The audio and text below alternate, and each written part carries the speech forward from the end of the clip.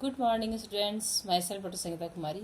इसके पिछले वीडियो मैंने यूजी सेमेस्टर थर्ड का सोशल साइकोलॉजी के बारे में आप लोगों को बताया था। सोशल साइकोलॉजी का चैप्टर हम लोगों ने लिया था, जिसके बारे में आप लोगों को जानकारी दी थी कि सोशल साइकोलॉजी क्या है, इसके नेचर क्या है, इसकी मीनिंग्स क्या है, जिसमें बहुत सारे मनोवैज्ञानिकों ने अपना अपना विचार रखा था, जिसके बारे में मैंने आप लोगों को जानकारी दी थी। आज हम लोग उसके आगे बढ़ेंगे। आज हम लोग जानेंगे कि सोशल साइकोलॉजी का स्कोप क्या है, यानी समाज मनोविज्ञान का कार्यक्षेत्र क्या है। जैसा कि हम लोग जानते हैं कि समाज मनोविज्ञान में सामाजिक व्यवहारों का अध्ययन किया जाता है, यानी समाज में लोग किस तरह से व्यवहार करते हैं एक दूसरे से बातचीत के द्वारा या पत्रों के द्वारा। मैंने इसके बारे में भी जानकारी आपको दी थी कि कैसे अपने विचारों को आदान प्रदान करते हैं। इन सारे व्यवहारों का अध्ययन सामाजिक मनोविज्ञान में, समाज मनोविज्ञान में किया जाता है। इस तरह से समाज मनोविज्ञान में समाज व्यवहार के जो सामाजिक व्यवहार होते हैं उसके बहुत सारे पहलू यानी एस्पेक्ट्स के का अध्ययन किया जाता है। इस तरह से समाज व्यवहार में विभिन्न विभिन्न पहलू जो होते हैं आपस में मिलकर समाज मनोविज्ञान का कार्यक्षेत्र यानी इसको का निर्माण करते हैं।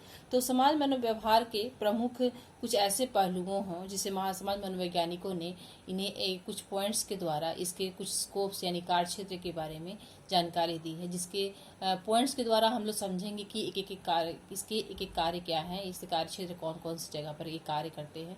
यानी समाज मनोविज्ञान में हम लोग किन किन बातों का, किन किन चीज़ों का अध्ययन किया जाता है।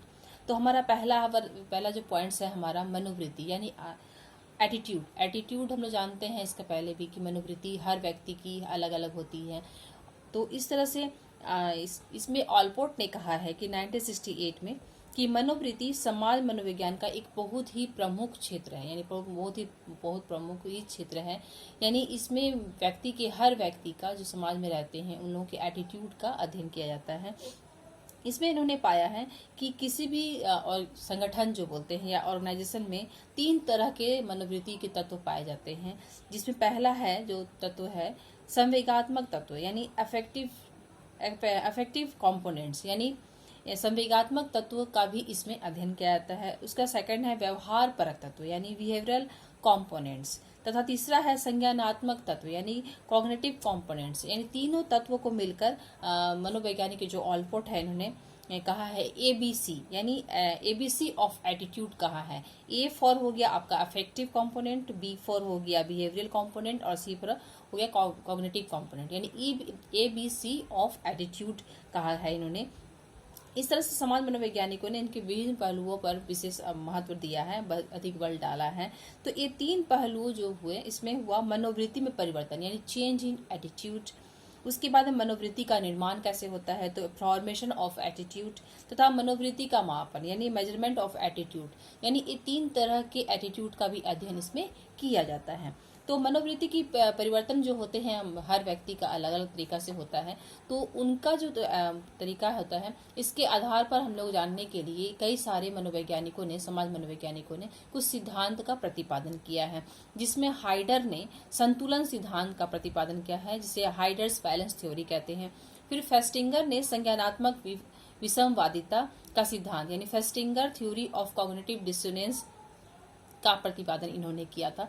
न्यूकॉम ने भी ABX सिद्धांत यानी न्यूकॉम ऑफ ABX थ्योरी का प्रतिपादन किया था, ये मनोवृत्ति को मापने के लिए। इस तरह से मनोवृत्ति को मापने के लिए ये तो सिद्धांत थे, इसको मनोवृत्ति को मापने के लिए कुछ स्केल यानी कि मापनी विधियों का भी प्रतिपादन किया गया, जैसे कि थर्स्टन स्केल जो हम लोग जानते हैं, थर्स्टन मापिनी, फिर लिंकट मापनी यानी लिंकट स्केल, फिर गटमैन मापनी यानी गटमैन स्केल, फिर वोगार्डस मापनी यानी वोगार्डस स्केल। इस तरह से हम लोग इसके बारे में जानते हैं कि ये सारे स्केल का प्रतिपादन एटीट्यूड नापने के लिए किया गया, यानी एटीट्यूड को मेजरमेंट करने के लिए हर व्यक्ति की जो एटीट्यूड होती है वो किस प्रकार होती है, इसको मापने के लिए कुछ स्केल का प्रतिपादन किया गया है। इससे हम लोग व्यक्ति के एटीट्यूड को जानते हैं। इसकी भी समाज मनोविज्ञान में इसमें भी इसकी जानकारी दी जाती है कि हम लोग कैसे कैसे मापते हैं। उसका सेकंड हमारा आता है कि सामाजिक प्रत्यक्षण यानी सोशल परसेप्शन। सोशल प्रशासन भी आधुनिक समाज मनोविज्ञानी का प्रमुख कार्य क्षेत्र रहा है, जैसे कि दूसरे व्यक्तियों की प्रेरणा यानी मोटिवेशन, इच्छाओं, मनोवृत्तियों आदि से अवगत होकर, यानी हम लोग जब दूसरे की एटीट्यूड, इच्छाओं, अनुवृत्तियों से अवगत होते हैं तो तत्सम संबंधी यानी उसके बारे में हम लोग कुछ ज्ञान प्राप्त करते हैं।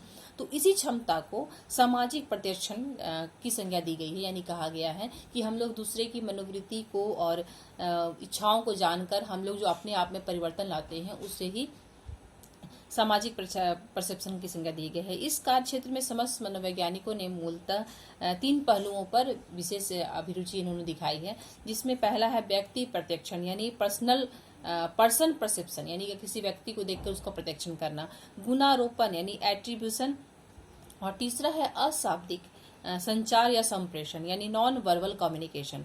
इस तरह से इन्होंने मूलतः 3 पहलुओं पर अधिक ध्यान दिया है समाज मनोवैज्ञानिकों ने। तो अब ये करके जानते हैं कि व्यक्तिक प्रत्यक्षण क्या हुआ। तो व्यक्तिक प्रत्यक्षण जो है पर्सन परसेप्शन एक ऐसी सामाजिक प्रक्रिया है जिसमें व्यक्ति दूसरे व्यक्ति से प्राप्त सूचनाओं के आधार पर उसके बारे में समग्र विचार यानी ओवरऑल इम्प्रेशन विकसित करता है। यानी किसी के व्यक्ति को हम लोग जब जानते हैं, उसको देखते हैं, तो उसके बारे में हम लोग पूरी जानकारी प्राप्त करते हैं।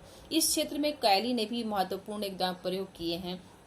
एंडरसन ने 1965 में और 74 में भी इन्होंने योगात्मक मॉडल तैयार किया है और औसत मॉडल यानी एवरेज मॉडल का प्रतिपादन किया, ये व्यक्ति प्रत्यक्षण के रूप में पता लगाने के लिए। उसी तरह से अब हम लोग आते हैं सेकंड, गुणारोपण। गुणारोपण क्या है?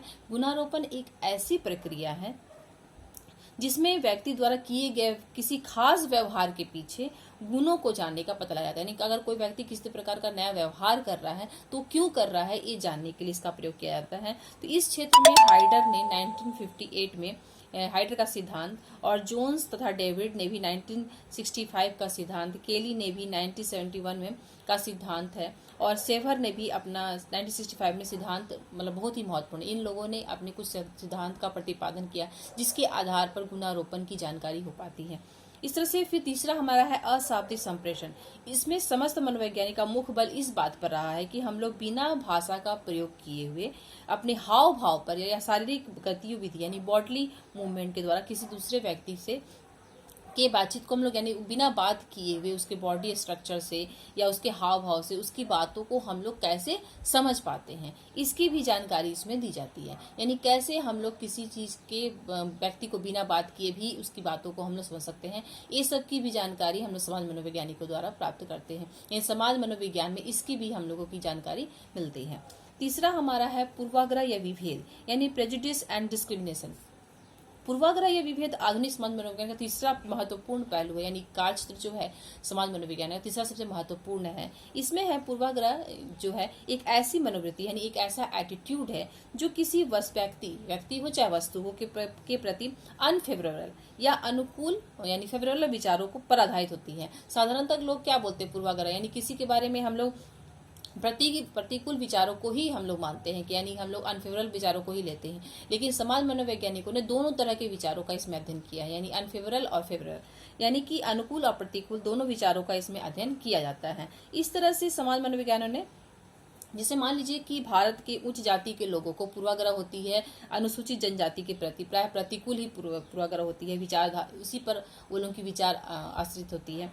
और ये जो हुआ यानी उच्च जाति के लोगों को नीची जाति के लोगों से प्रॉब्लम होती है, उसकी विचारधारा से प्रॉब्लम होती है, तो ये जो होती है ये नेगेटिव पूर्वाग्रह हम लोग कहेंगे, यानी नेगेटिव प्रेजुडिस का उदाहरण है। दूसरा, अगर जैसे मान लीजिए कोई आजकल के नवयुवक जो होते हैं फिल्मी हीरो हीरोइन से बहुत ज्यादा प्रभावित होते हैं, तो उनके व्यवहारों को उनके विचारों को अपने ऊपर ढालने की कोशिश करते हैं, तो ये जो हुआ एक पॉजिटिव एटीट्यूड प्रेजुडिस का उदाहरण होगा। इस तरह से अगर हम डिस्क्रिमिनेशन में व्यक्ति का दूसरे व्यक्ति से या वस्तु के प्रति वैर भाव जो होता है यानी हॉस्टाइल बिहेवियर करने लग जाता है, यानी अगर कोई व्यक्ति किसी को पसंद नहीं करता है तो हॉस्टाइल बिहेवियर करने लगता है। इस तरह से एक ऋणात्मक जो हुआ नेगेटिव बिहेवियर का उदाहरण हुआ। यहाँ पर समाज मनोवैज्ञानिकों ने इस तरह से मतलब पूर्वाग्रह और विभेद दोनों की तरह के व्यवहारों का अध्ययन इसमें किया जाता है। तो ऐसे तरह के कारकों में समाज मनोवैज्ञानिक ने बहुत महत्वपूर्ण भूमिका निभाई है। इन्होंने इस तरह के जो पूर्वाग्रह होते हैं इसके 3 कारक महत्वपूर्ण बताए हैं। पहला है सांस्कृतिक कार्य यानी कल्चरल फैक्टर, और दूसरा है सामाजिक कारक, और तीसरा है व्यक्ति से संबंधित कार्य यानी पर्सनैलिटी फैक्टर। इस तरह से पूर्वाग्रह को मापने के लिए समाज मनोवैज्ञानिकों ने कुछ स्केल का प्रतिपादन किया, जिसमें फेल्डमैन एंड डोहोनो ने 1978 में पूर्वाग्रह को मापने के लिए अशाब्दिक प्रविधि यानी नॉन वर्बल टेक्निक्स का पर अधिक बल डाला। इसके अलावा भी कुछ वैज्ञानिक हैं जिन्होंने इस तरह से क्रासबाई, ब्रोमेन 1980 में कुछ पूर्वाग्रह को मापने के लिए बहुत सारे अध्ययन किए और इन्होंने कुछ सिद्धांतों का भी प्रतिपादन किया। मनोवैज्ञानिकों ने पूर्वाग्रह की व्याख्या करने के लिए सिद्धांतों को बहुत सारे सिद्धांत यानी जैसे कि थ्योरीज या अप्रोच का निर्माण किया, जिसमें है ऐतिहासिक, इसमें कुछ महत्वपूर्ण है जैसे ऐतिहासिक उपागम यानी हिस्टोरिकल अप्रोच भी है, मनोविश्लेषणात्मक उपागम जिसे साइको एनालिटिक अप्रोच कहते हैं, संज्ञानात्मक उपागम यानी कॉग्निटिव अप्रोच। ये सब जो है बहुत ही प्रमुख है जिसके आधार पर व्यक्ति की पूर्वाग्रह या प्रेजुडिस को मापा जाता है। आज के लिए इतना ही। नेक्स्ट क्लास में इसके और पॉइंट्स, बहुत सारे पॉइंट्स हैं, तो आज मैंने 3 पॉइंट्स को आप लोगों को जानकारी दी है। इसके नेक्स्ट क्लास में, नेक्स्ट वीडियो में मैंने और आप लोगों को इसकी जानकारी दूंगी। आज के लिए थैंक यू।